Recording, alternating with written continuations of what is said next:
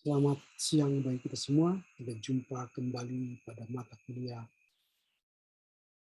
penulisan karya ilmiah. Kali ini kita akan berbicara soal tata cara penulisan skripsi. Kiranya topik ini akan mempersiapkan kita untuk menghadapi penulis skripsi pada tahun-tahun yang akan datang. Baiklah, kita akan segera memulai perkuliahan kita hari ini tentang mata kuliah penulisan karya ilmiah. Kali ini kita akan membahas tentang tata cara atau pedoman penulisan skripsi yang kelak akan berguna bagi saudara atau setiap mahasiswa yang akan hendak menyelesaikan studi di kampus. Tentu ada beberapa hal yang harus dipersiapkan sedari dini supaya kalian tahu apa-apa saja yang harus dipersiapkan dalam rangka menulis skripsi, sehingga kalian tidak akan meraba-raba nantinya saat menulis skripsi. Tapi kita sudah mulai dengan membahas pada hari ini di awal perkuliahan supaya nanti dalam perjalanan perkuliahan kalian ke depan kalian sudah benar-benar memahami apa yang akan kalian garap, apa yang kalian kerjakan selama studi di sini. Baik, sebelum kita mulai perkuliahan, silakan Komti memilih salah seorang dari kita untuk berdoa. Baik Pak, mari kita bersatu dalam doa. Allah Bapa kami bertahta dalam kerajaan surga, Tuhan Yesus, pada siang hari ini Tuhan kami memulai perkuliahan kami, kiranya Tuhan memberkati Tuhan. Perkuliahan kami mulai dari awal, pertengahan hingga akhirnya nanti Tuhan. Tuhan yang memberkati dosen kami Tuhan, beri dia kesabaran, hikmat, kebijaksanaan agar tetap bisa sabar mendidik kami mahasiswa. Dan berkati kami setiap siswa Tuhan agar apa yang dijelaskan oleh dosen kami dapat kami mengerti dan dapat kami terima Tuhan. Terima kasih Tuhan, melalui nama Yesus Kristus kami berdoa dan mengucap syukur. Amin. Amin. Oke, terima kasih, Minta. Ya, hari ini kita akan membahas tentang penyusunan skripsi. Dalam penyusunan skripsi ini ada banyak hal yang harus kita pahami tentang apa saja yang harus disiapkan dalam menulis atau penyusunan skripsi. Nah, skripsi itu ada beberapa bagian, ya, beberapa bagian yang harus kita persiapkan sejak dini. Yang pertama itu bagian awal.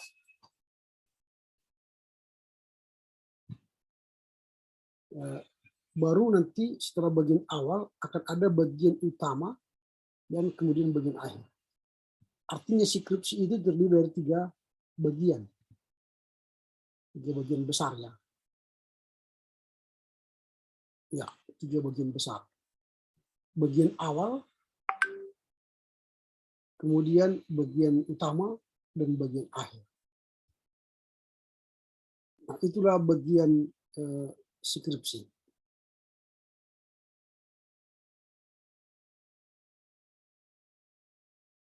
Oke, Nirwana katanya di rumah sakit, ya. Ya, semoga lekas sembuh lah. Oke, jadi kita akan mulai bagian yang pertama, yaitu bagian awal. Apa itu bagian awal? Nah, bagian awal itu terdiri dari sampul depan, lalu halaman judul, lalu halaman persetujuan dosen pembimbing, baru halaman pengesahan, lalu halaman pernyataan. Pernyataan itu bahwa saya menulis ini dengan sesungguhnya dan tidak ada plagiarisme atau plagiat. Jika terdapat plagiat nanti ke depan, saya bersedia dicabut gelar saya. Itu pernyataan. Halaman motto jika ada. Ini jika ada ini. Halaman persembahan. Ku persembahkan buat ibu yang terkasih, bapak yang terkasih, atau pacarku, atau gerejaku, itu kan. Itu namanya persembahan. Lalu halaman kata pengantar. Ya, kata pengantar. Ucapan terima kasih kepada orang tua, kepada guru, dosen, atau kepada pihak terkait, dan sebagainya. baru daftar isi, daftar tabel, daftar gambar, halaman daftar lampiran, arti dan lambang singkatan, intisari, abstrak. Itulah bagian awal yang akan kita bahas. Nah, bagian awal yang pertama itu ialah soal halaman sampul depan. Nah, halaman sampul depan memuat antara lain judul skripsi. Nanti akan ada judul skripsinya apa. Kemudian jenis laporan. Tentu jenis laporannya ya skripsi ya. Kemudian lambang ST Abisal Medan, nama penyusun, baru nama perguruan tinggi, dan tahun dipertahankan. Tahun berapa dipertahankan. Nah, judul skripsi itu hendaknya singkat ya, singkat dan jelas. Menunjukkan masalah penelitian diketik dengan huruf besar atau kapital. Tidak boleh disingkat. Format ketikan jika melebihi satu baris harus dalam bentuk piramida terbalik atau kurva V dengan jumlah kata-kata maksimal 20. Artinya nanti judulnya itu seperti ini. Di sini panjang, makin baru pendek, makin pendek. Nah, itu judulnya kurva V. Jangan nanti kurvanya terbalik, jadi begini dia. Jadi judulnya pendek, makin panjang, makin panjang, makin panjang, makin panjang. Bukan. Judul itu dari panjang, pendek, makin pendek. Jadi kurva V. Baru jenis laporannya ialah skripsi. Ini untuk memenuhi skripsi. Makanya gelar sarjana pendidikan agama Kristen misalnya. Kemudian lambang ST Abisabda. Kemudian nama penyusun ditulis dengan lengkap, tidak boleh singkat. Di bawah dicantumkan nomor induk dan nama penulisnya.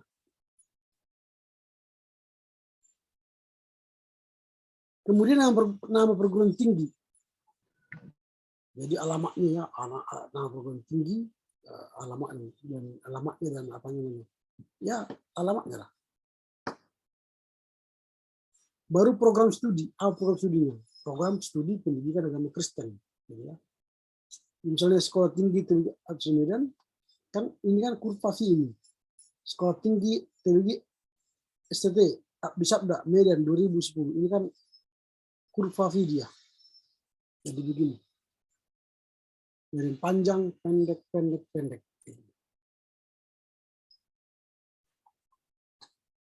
Baru tahun dipertahankan, tahun pada saat skripsi dipertahankan di depan Dewan Penguji dan dinyatakan lulus.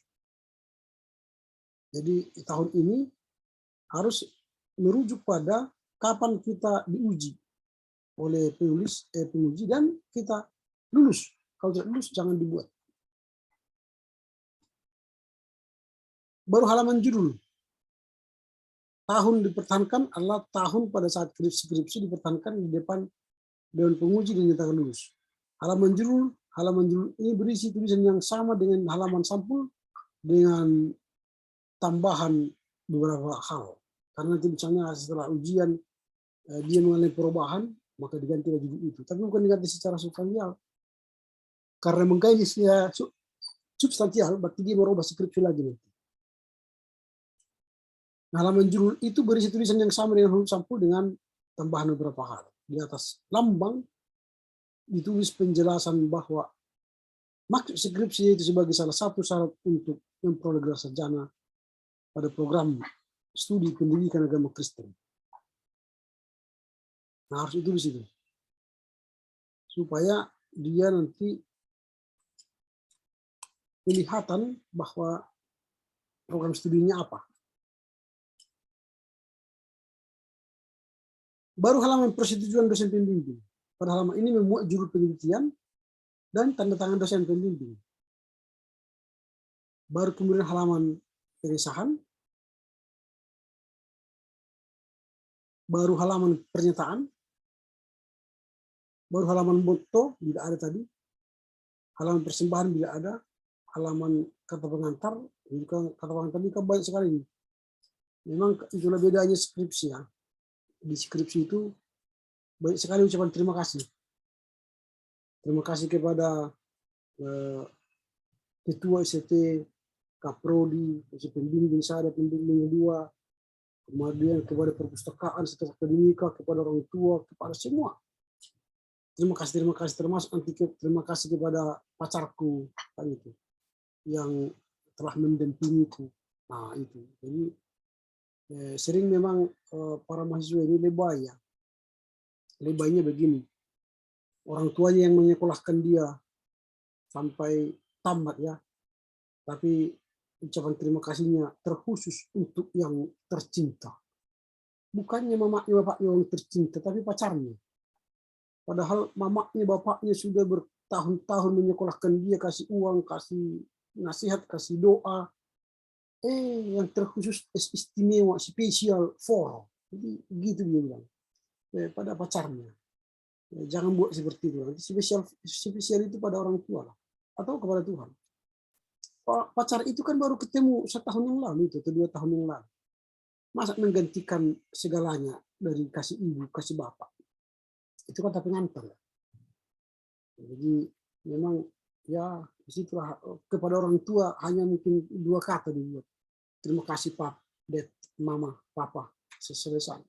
Tapi kalau sama pacar panjang kali, engkaulah yang memberi saya inspirasi, memberi saya nasihat, memberi saya dukungan. Padahal mamanya tiap hari, bangun kau, kerjakan skripsimu. Itu lebih dari dorongan, dari nasihat itu. Tapi dia enggak, dia tidak nasihat itu. Melawan dia, apa mak? Kenapa rupanya? Padahal maknya sudah kasih dorongan, nasihat. Gitu ya. Jadi, ya itulah kata pengantar ya. Apalagi sama dosen kan beda dengan guru. Nanti kalian kan guru kan. Beda dengan dosen. Kalau guru tidak perlu kata pengantar. Ketika buat rapor kan tidak ada di situ dibuat murid. Terima kasih kepada guru agama, guru kelas. Tidak ada kan. Tapi ketika terima rapor, kasih amplop. Itu. Kalau dosen ditulis kepada yang terima kasih kepada dosen pembimbing 1, pembimbing 2, rektor, ketua. Tapi enggak ada amplopnya. Itu bedanya. Nama kami hanya tertulis. Tapi tidak ada apa-apa. Tapi kalau guru, tidak ditulis, tapi ada dapat amplopnya. Nah, itu kata pengantar. Oke ya. Ini hanya seluruh ekskursnya itu. Nah, jadi itu halaman kata pengantar. Baru halaman daftar isi. Halaman daftar isi nanti kita akan belajar nanti bagaimana membuat daftar isi yang otomatis. Sehingga kalian tidak perlu lagi capek-capek nanti membuat daftar isi secara manual. Nanti dalam pertemuan berikutnya kita akan belajar membuat daftar isi otomatis. Nanti disiapkan laptopnya, disiapkan contoh-contoh seminar atau paper-paper yang bisa kita buat daftar isi. Ya. Kemudian ada daftar tabel kalau ada, daftar gambar kalau ada, kemudian daftar lampiran kalau ada, baru arti lambang dan singkatan bila ada, intisari, baru nanti lagi ini penting ini abstrak. Abstrak nanti akan kita belajar juga membuat abstrak, bagaimana cara membuat abstrak. Itu bagian yang pertama. Lalu kita akan masuk bagian yang kedua. Jadi bagian utama itu sampai pada abstrak. Sampai pada abstrak. Nah, contohnya seperti di bawah ini. Saya akan tunjukkan contoh. Nah, ini salah satu contoh ya, pemberitaan salib. Nah, baru skripsi ya, diajukan untuk meraih gelar sarjana teologi oleh NIM, baru lambang STT, ya, baru sekolah tinggi teologi, program studi teologi, atau nanti di sini pendidikan agama Kristen. Nah, ini di sini nanti. tahun dipertahankan tahun 2021. Nah setelah ini lembar pertama, halaman pertama, cover depan itu seperti ini. Nah seperti ini. Nah, saya baru kirim tadi ini untuk ke kampus untuk penelitian dosen ya. Nah baru kita buatlah seperti ini. Halaman depan ya, halaman depan. Baru nanti kita buka halaman berikutnya kan masih seperti itu kan. Jadi seperti lembar-lembar pengesahan dan sebagainya. Nah, itu contoh halaman depannya. Kemudian setelah halaman depan tadi disebutkan apalagi yaitu lembar persetujuan. Ini lembar persetujuan.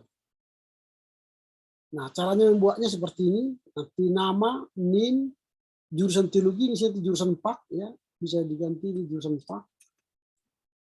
Pemberitaan salib, Medan, disetujui oleh dosen pembimbing 1, dosen pembimbing 2. Baru diketahui disahkan oleh Ketua SED dan Kaprodi. Nah, nanti Kaprodi PAK, sini kan Kaprodi PAK nanti. Kalau kan. Nah, kemudian setelah itu lembar pengesahan skripsi. Jadi skripsi terus disahkan. Nama, nomor NIM, nanti prodi, Pak, judul skripsi telah diuji dan dipertahankan pada tanggal berapa dosen pembimbing dan penguji. Nah ini 1, 2, 3, 4. Ada dosen pembimbing, dosen penguji 1 dan 2. Nah setelah itu baru surat pernyataan. Surat pernyataan ini misalnya saya bertanya bahwa ini nama, NIM, jurusan misalnya jurusan ini, jurusan FAK, pemberitaan salib di skripsinya menyatakan skripsi ini adalah hasil karya sendiri. Jika di kemudian hari terbukti bahwa karya tulis ini bukan karya saya, maka saya bersedia melepaskan gelar kesarjanaan saya. Jadi kalau kalian terbukti tidak dari hasil karya kalian atau dia hanya memplagiat dari orang lain, itu nanti bisa dicabut gelarnya, gelar sarjana pendidikan agama atau STH-nya bisa ditarik kalau ketahuan. Demikian pernyataan ini saya perbuat dengan sebenarnya untuk dapat dipergunakan semestinya. Medan baru nama yang membuat, nanti taruh materai di sini. Ini pakai materai. Ini pakai materai. Sekarang materai 10.000 ya. Dulu 6.000, sekarang 10.000. Baru setelah itu abstrak. Nah, abstrak itu seperti ini, terdiri dari 3 alinea. Nah, ini contoh. Nah, bagaimana cara menyusun abstrak nanti akan kita pelajari. Bukan sekarang. Itulah bagian pertama dari skripsi, bagian awal. Nah, saya katakan tadi berapa bagian skripsi? Yang pertama adalah bagian awal, ya. Ini bagian awal. Yang kedua bagian utama, ini yang lebih penting, dan bagian akhir. Ini kesimpulan dan saran ini. Nah, tadi kita sudah belajar bagian awal. Kita sudah mempelajari bagian awal ini. Sekarang kita akan masuk bagian yang utama. Setelah kita masuk bagian awal, masuklah kita ke bagian utama.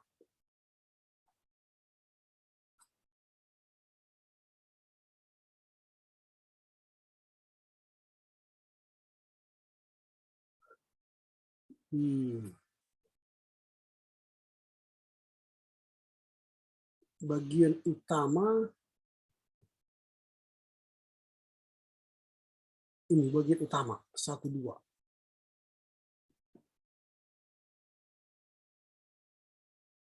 Nah, bagian utama dari sebuah skripsi terdiri dari beberapa bab,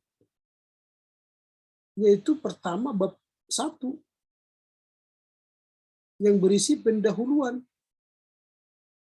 Kalau kalian mau menyusun bab 1 sebuah skripsi, pertama itu pendahuluan. Nah, pendahuluan itu apa? Berisi latar belakang masalah, rumusan masalah, batasan masalah, tujuan penelitian, manfaat penelitian, dan tinjauan pustaka. Nah, itu pendahuluan dari bagian utama tadi. Nah, jadi bagian utama itu bagian yang pertama ialah pendahuluan. Pendahuluan itu latar belakang masalah, rumusan masalah, batasan masalah, tujuan masalah penelitian, manfaat penelitian, dan tinjauan pustaka. Atau di sini sebenarnya tidak harus rumusan manfaat penelitian, di sini adalah sistematika penulisan.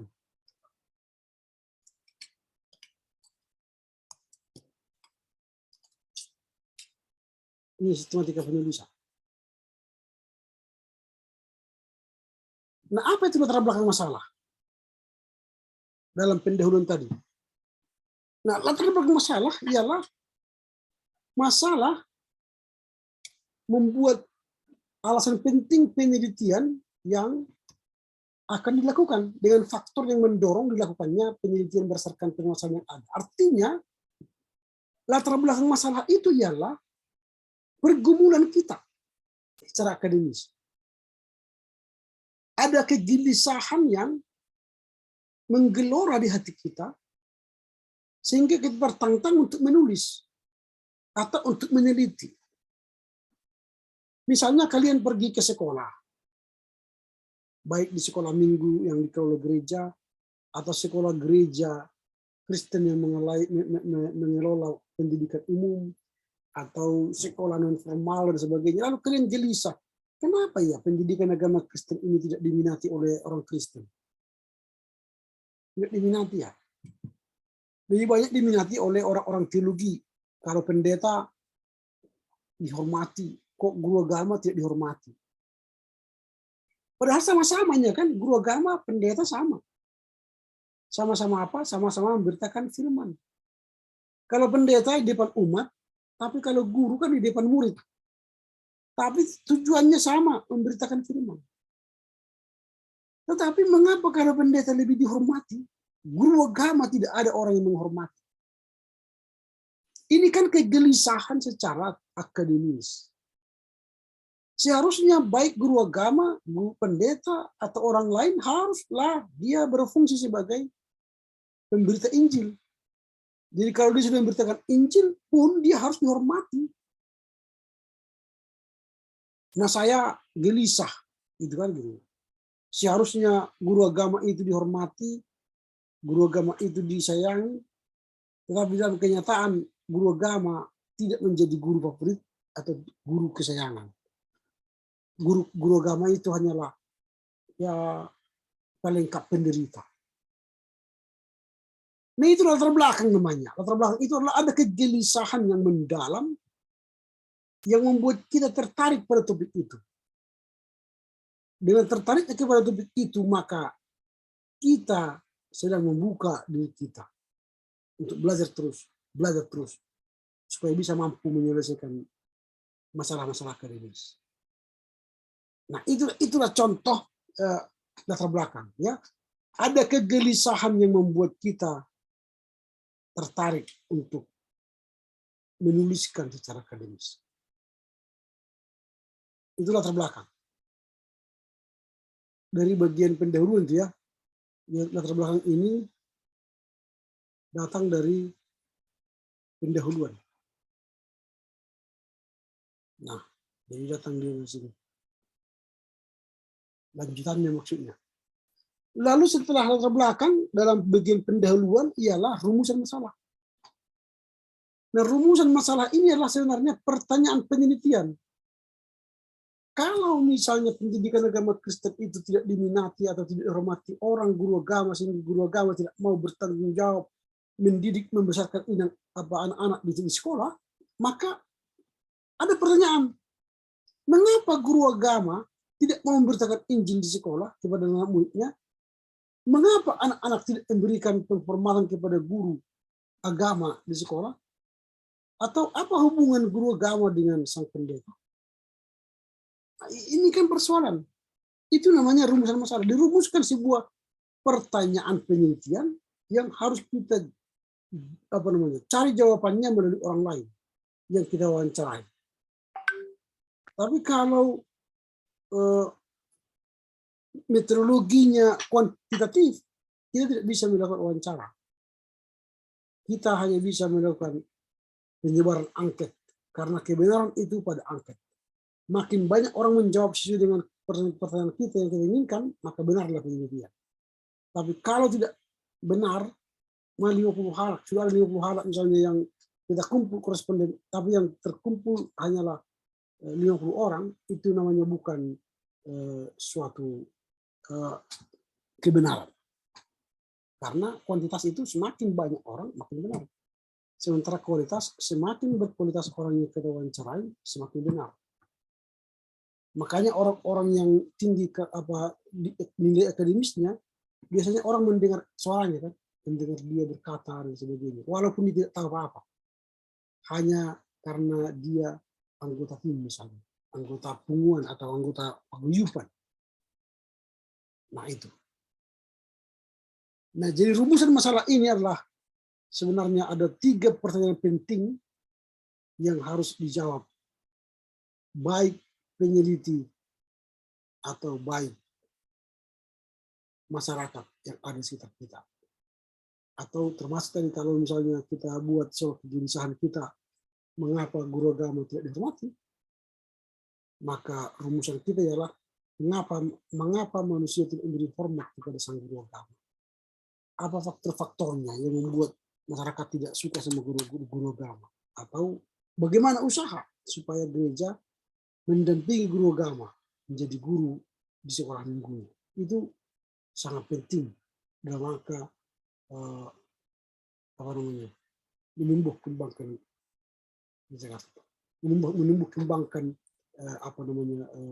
semangat kita untuk melakukan penelitian berdasarkan rumusan masalah itu. Itu yang dirumuskan masalah. Jadi harus benar-benar pertanyaan kita benar-benar fokus. Makanya pertanyaan itu atau rumusan masalah itu jangan banyak-banyak. Biasanya hanya cukup 3. Lebih dari 3 nanti kita tidak bisa jawab. Banyak jawabannya, banyak waktu kita tersita nanti hanya untuk menjawab pertanyaan. Jadi dari 3 ini, 1 pertanyaan inti, kemudian 2 pertanyaan turunan. Jadi ini pertanyaan inti yang harus dijawab.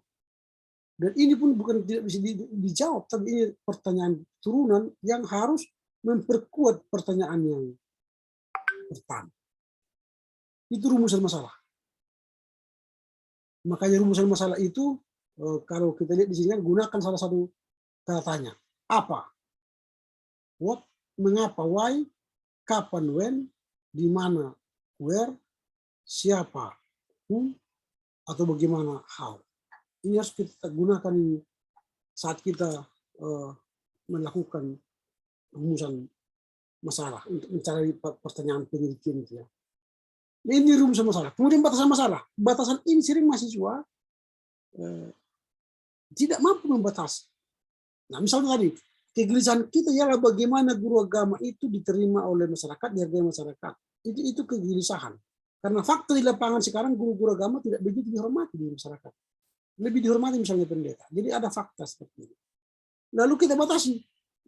Melihat penghargaan orang kepada setiap orang, itulah pembahasannya sangat luas.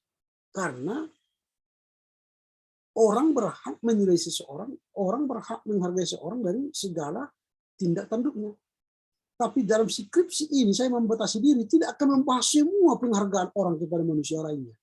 Tapi saya akan membahas penghargaan warga jemaat kepada guru agama Kristen, baik di sekolah, baik di masyarakat. Nah, itu namanya pembatasan masalah. Kita batasi. Jadi kita tidak akan bahas nanti orang yang tidak dihargai di kampung, orang yang tidak dihargai di apa namanya di kota, orang yang tidak dihargai di rumah dan sebagainya. Itu tidak akan kita bahas. Tapi orang tidak dihargai gara-gara sebagai guru agama, nah itu yang harus kita bahas. Makanya ada batasan masalah. Kita batasi masalah kita, pembahasan kita. Jangan semua kita bahas. Mahasiswa sering gagal karena dia ingin membahas semua masalah itu dia bahas. Padahal kemampuan kita terbatas dan waktu kita terbatas. Waktunya 6 bulan. Jadi kalau kita tidak berhasil menyelesaikan skripsi, maka nanti akan dilaksanakan perpanjangan waktu 6 bulan, 3 bulan lagi. Nah kalau kita tidak berhasil menyelesaikan skripsi 3 bulan, maka diperpanjang lagi 3 bulan lagi. Ketika misalnya kita tidak berhasil menyelesaikan studi atau skripsi dengan baik, maka nanti kita akan diberikan surat pengunduran diri alias DO. Nah, sekarang ini banyak sekali yang tidak konsisten di Indonesia. Kita tanya bagaimana duamu? Ya Pak, sibuk Pak, pandemi COVID Pak. Oke.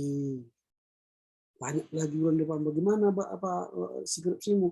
Iya Pak, sibuk Pak. Sibuk. Sekarang udah lewat waktunya. Seharusnya tanggal 23 November tadi sudah dikumpul tesis. Tapi belum ada yang dikumpul ke saya. Nah, ini kan persoalan. Jadi akhirnya nanti akan dikumpul tahun depan.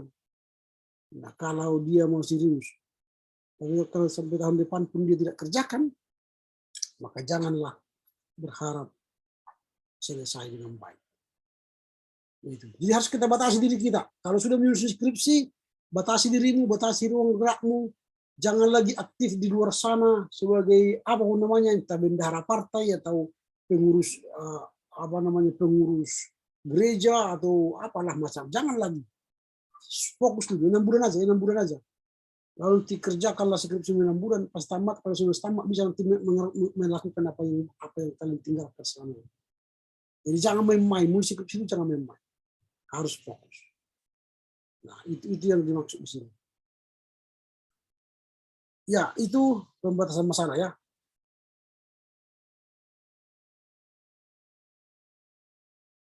Nah, sekarang tujuan penelitian.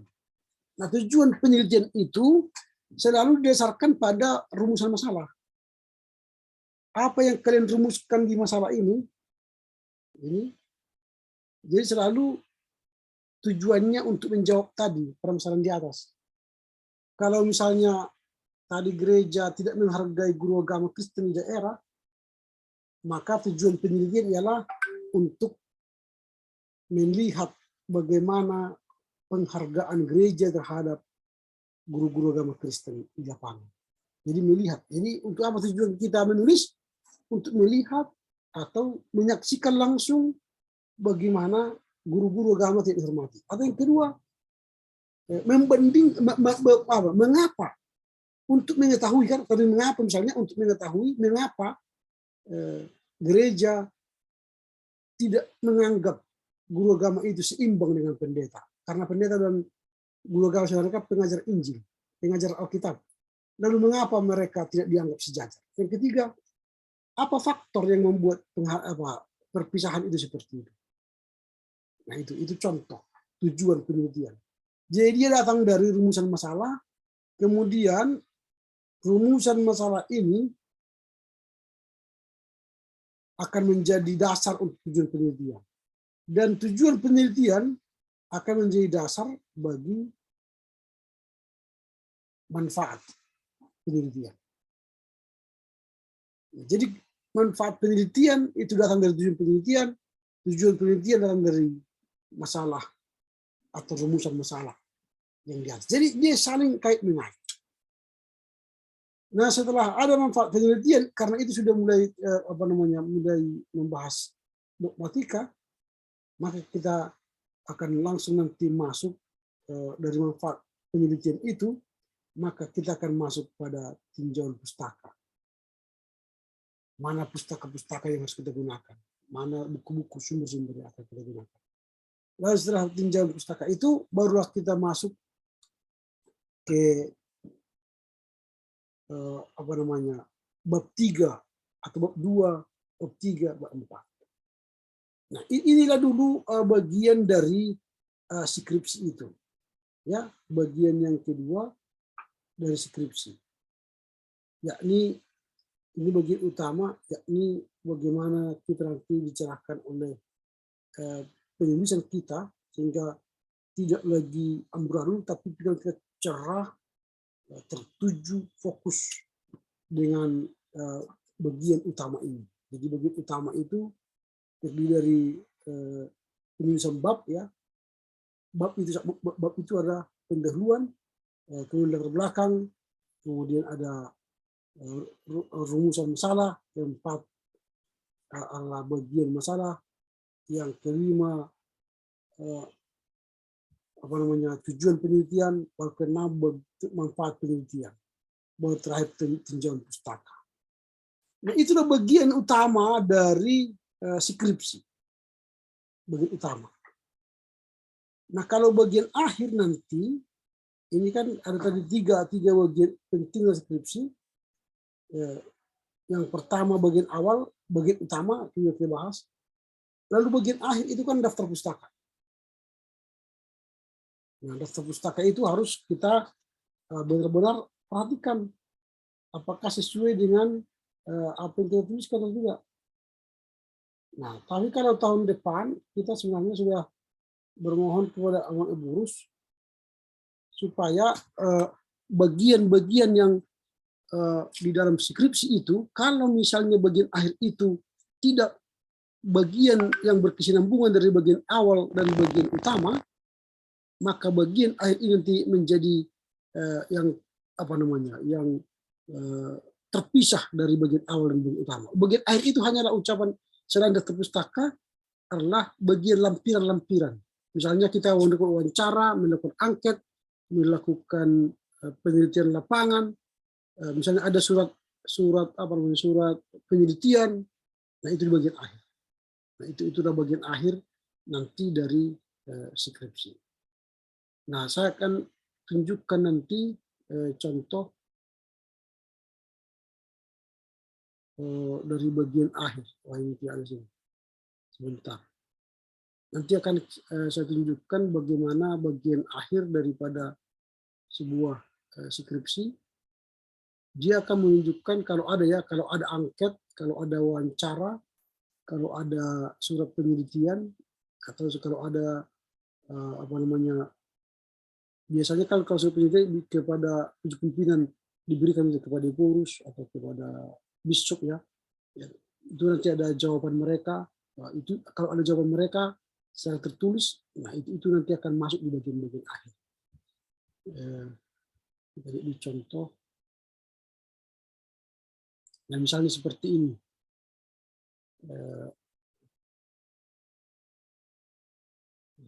Sebentar. Nah, ini kan bagian akhir, wawancara.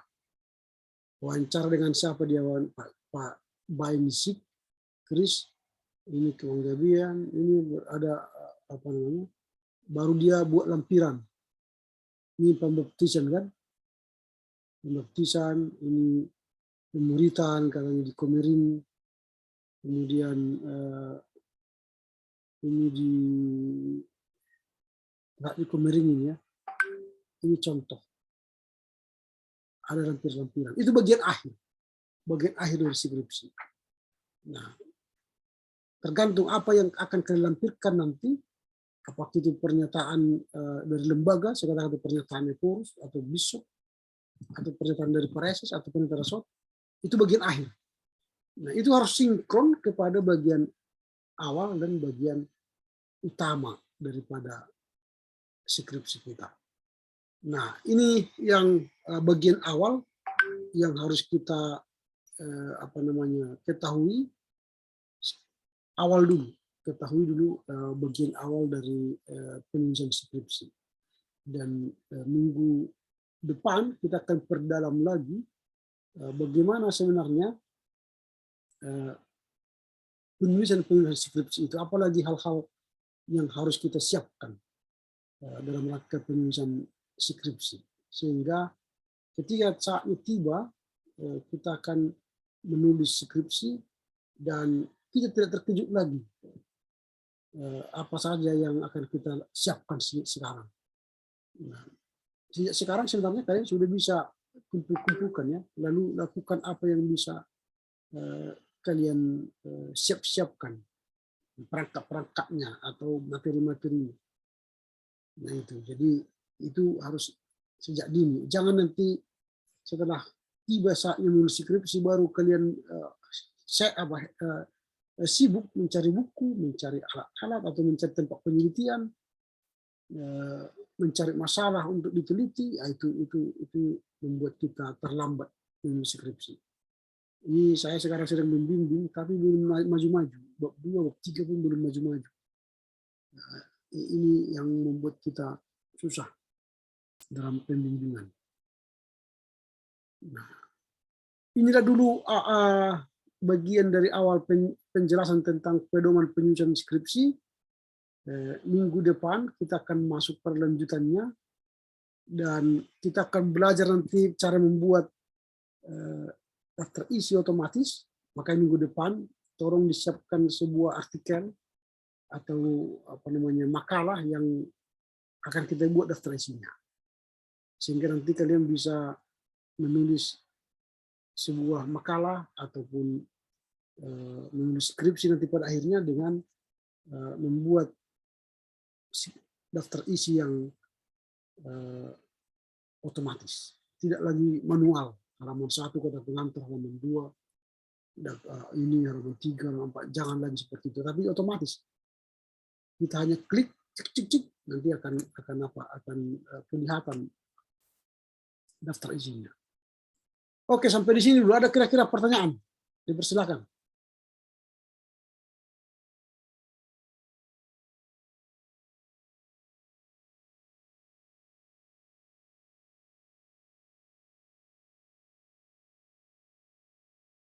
Ada kira-kira yang bertanya?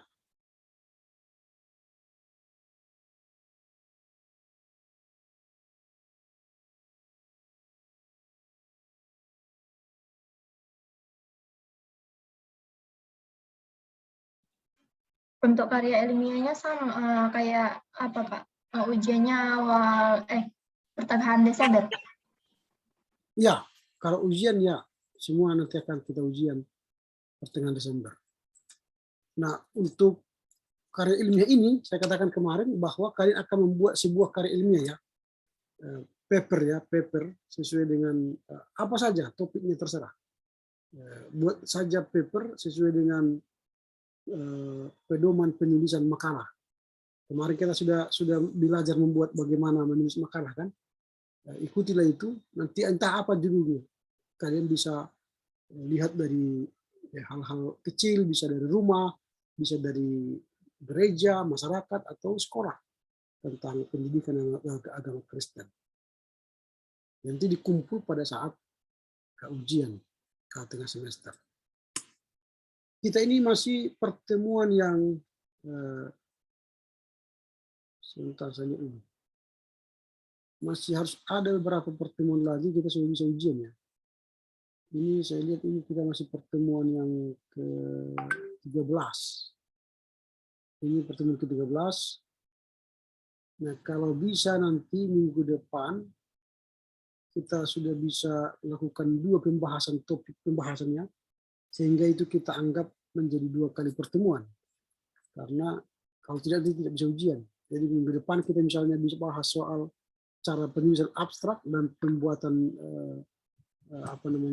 daftar isi secara otomatis, itu akan kita anggap menjadi 2 kali pertemuan. Itu sudah berarti kita masuk pada pertemuan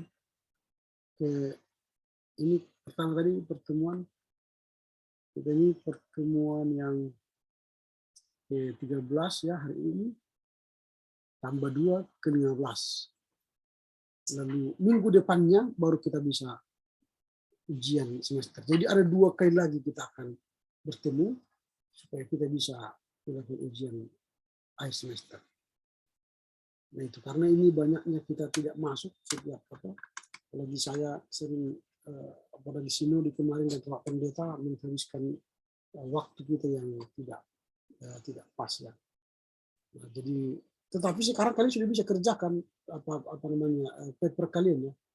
Nanti pada saat hari H kalian hanya tinggal kirimkan paper itu. Nah, biasanya nanti kita pada pertemuan akhir membahas topik lain dan di situ kalian bisa memberikan, karena tinggal hanya mengirimkan paper itu saja, tidak akan ujian lagi karena kalian sekarang sudah mengerjakan paper kalian. Ya, demikian. Ada lagi pertanyaan?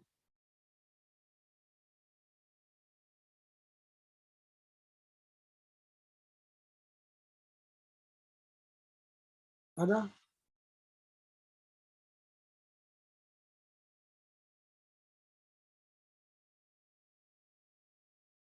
Oke, kalau tidak ada,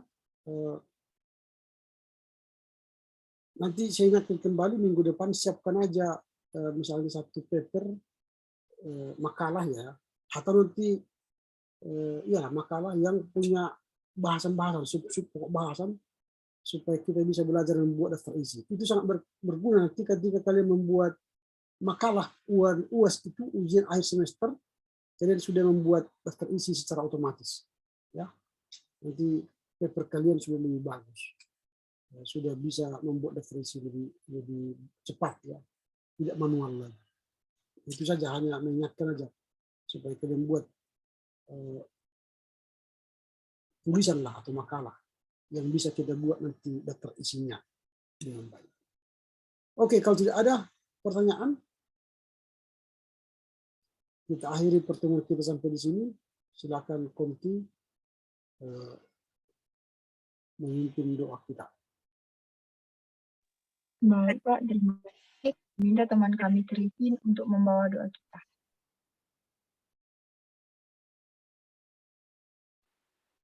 Mari kita bersatu di dalam doa. Allah Bapa kami yang bertata di dalam kerajaan surga, terima kasih atas berkat dan kasih setiamu kepada kami pada hari ini ya Bapa. Bapa, kini kami telah selesai pembelajaran ya Bapa. Kiranya apa yang telah diajarkan oleh Bapak dosen kami dapat kami mengerti selalu ya Bapa. Ya Bapa, kiranya Engkau berkati juga kepada dosen kami ya Bapa. Engkau berikan dia kesabaran ya Bapa dalam membimbing kami ya Bapa. Dan Kau berikan juga kesehatan ya Bapa. Hanya inilah doa anakmu yang kurang sempurna, kiranya Engkau yang menyempurnakannya selalu. Amin. Amin. Makasih ya, sampai jumpa minggu depan. Yehobu. Jua Horas. Jua. Horas Pak. Jua Pak. Jua Pak. Salam sehat.